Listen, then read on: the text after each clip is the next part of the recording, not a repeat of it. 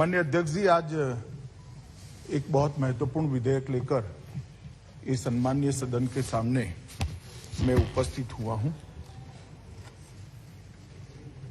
दिल्ली नगर निगम पूरे राजधानी क्षेत्र का 95% हिस्से का सिविक सेवाओं का जिम्मेदारी उठाता है।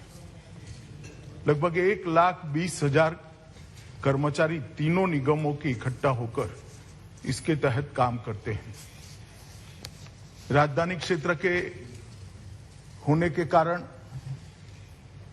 राष्ट्रपति भवन भी यहां है, संसद भी यहां है, प्रधानमंत्री निवास भी यहां है, सारे केंद्रीय सचिवालय भी यहां है, ढेर सारे राजदूतालय भी यहां है और महत्वपूर्ण मीटिंगों का स्थान, अंतर्राष्ट्रीय मीटिंगों का स्थान भी स्वाभाविक रूप से राजनीति बनती है। दुनिया भर के राष्ट्राध्यक्ष जब यहां आते हैं तो राजधानी का उनका मुलाकात बहुत स्वाभाविक होता है। उसको दृष्टिगत रखते हुए इस सिविक सेवाओं की जिम्मेदारी का निर्वहन दिल्ली के तीनों कॉरपोरेशन ढंग से उठा पाए, वो बहुत जरूरी है। पहले यहां पर एक ही नगर निगम हुआ करता था, उसका विभाजन कर 3 नगर निगम बनाए गए। माननीय अध्यक्ष जी, थोड़ा पीछे में सदन को ले जाना चाहूंगा। 1883 से पंजाब डिस्ट्रिक्ट बोर्ड एक्ट के तहत दिल्ली नगर निगम चल रहा था।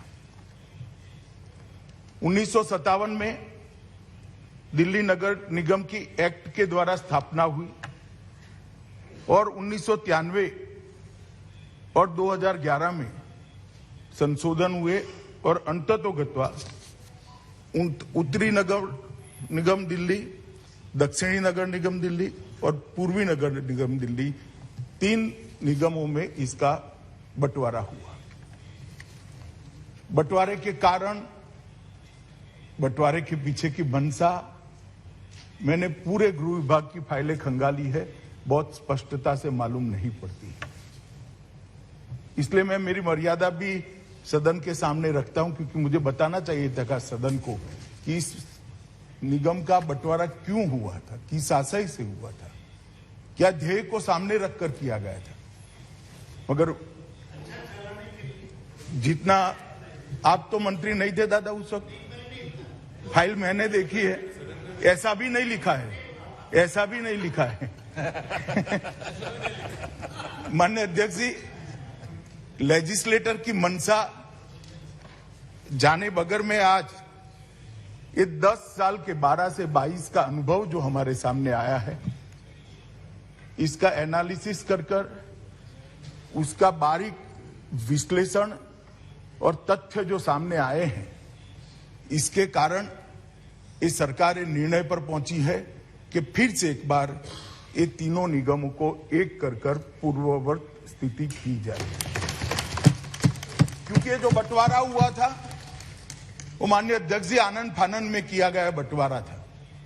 मैं नहीं कहता, क्योंकि ऐसा भी मेरे पास प्रमाण नहीं है, कोई राजनीतिक उद्देश्य रहे होंगे, परंतु कोई उद्देश्य जब नजर में नहीं आता है तो विचार जरूर होता है कि राजनीतिक उद्देश्य से इसे किया गया होगा। मगर आज जब ये तीनों निगमों को एक करने की मंशा लेकर सरकार इस महान सदन के सामने आई है, तब मैं निश्चित करना चाहता हूं, बताना चाहता हूं कि हम क्यों आए हैं। एक अभी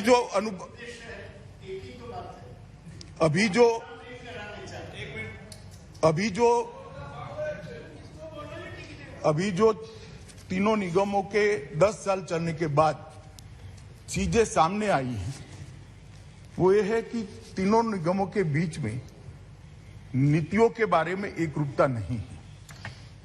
एक ही शहर के 3 हिस्सों में अलग अलग नीतियों से निगम चलते हैं, क्योंकि नीतियों की चलाने की, निर्धारित करने की शक्ति हर एक निगम में निहित है।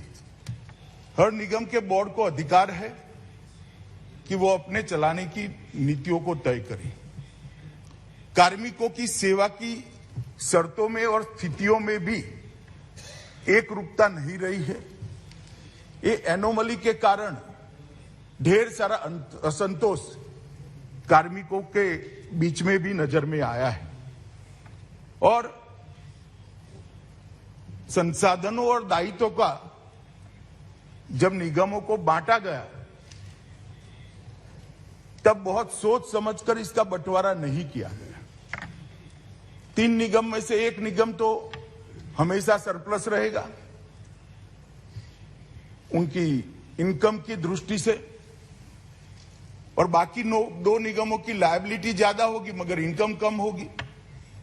तो निगमों को बांटते वक्त भी संसाधन की प्राप्ति और संसाधन के खर्च के बीच के संतुलन की व्यवस्था उस वक्त देखी नहीं गई है। इसके कारण ढेर सारी ऐसी परिस्थितियां खड़ी होती है कि जो लोग चुनकर आते हैं उनको निगम चलाने में बड़ी तकलीफ होती है। और मैं निश्चित रूप से कहना चाहता हूं, जिम्मेदारी के साथ भी कहना चाहता हूं, क्योंकि मुझे मालूम है विपक्ष के मेरे मित्र इस पर सवाल भी उठाएंगे, मुझे पूछेंगे भी, बाद में मुझे जवाब भी देना है, मगर निश्चित रूप से जिम्मेदारी के साथ कहना चाहता हूं कि दिल्ली सरकार यहां पर स्टेप मदर एटीट्यूड के साथ ये नगर निगमों के साथ व्यवहार कर रही है।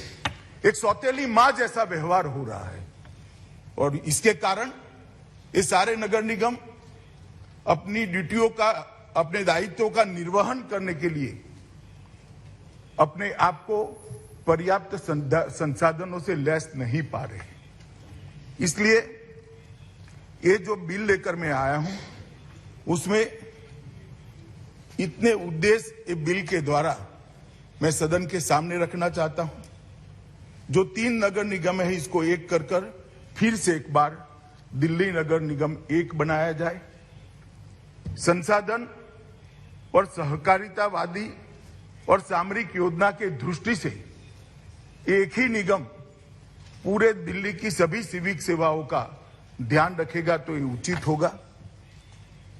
नगर निगम की सेवाओं को और दक्षता के साथ चलाया जाए और पारदर्शिता के साथ चलाया जाए, इस प्रकार के इसके लिए भी कुछ अमेंडमेंट्स इस बिल के अंदर है। दिल्ली के पार्षदों की संख्या को भी 272 से कम कर ज्यादा से ज्यादा 250 तक सीमित करने का भी इसमें प्रस्ताव है और नागरिक सेवाओं को कहीं भी और कभी भी, मैं फिर से रिपीट करना चाहूंगा, कहीं भी और कभी भी इस सिद्धांत के आधार पर व्यवस्थित किया जाए। माननीय अध्यक्ष जी, जब मेरे साथी मंत्री बिल को सदन में रखे तब मेरे विपक्ष के मित्रों ने कुछ आपत्तियां उठाई थी। कुछ तो संवैधानिक आपत्तियां थी, कुछ राजनीतिक उद्देश्यों के लिए उनकी टिप्पणियां थी। उसको मैंने बारीकी से पढ़ा है। फिर भी अगर आज वो ज्यादा स्पष्टता चाहते हैं तो मैं करने के लिए तैयार हूं, मगर मेरा आप सभी सदन के सदस्यों से अनुरोध है कि बिल को दलगत राजनीति से ऊपर उठकर देश की राजधानी की व्यवस्था का मामला समझकर बहुत गंभीरता के साथ हमने सोचना चाहिए। और ये बिल पारित होने के बाद मुझे पूरा भरोसा है कि अभी जो स्थिति है इसमें काफी सुधार आएगा। इसके अलावे केंद्र सरकार की इसके पीछे कोई मंशा नहीं है। अतः मैं चर्चा में आप सभी के विचार सुनने के लिए यहाँ बैठा हूँ और आपसे भी अनुरोध करता हूँ अध्यक्ष जी कि चर्चा मेरिट्स पर हो, इसके लिए आप भी हम सबका मार्गदर्शन करेंगे। धन्यवाद।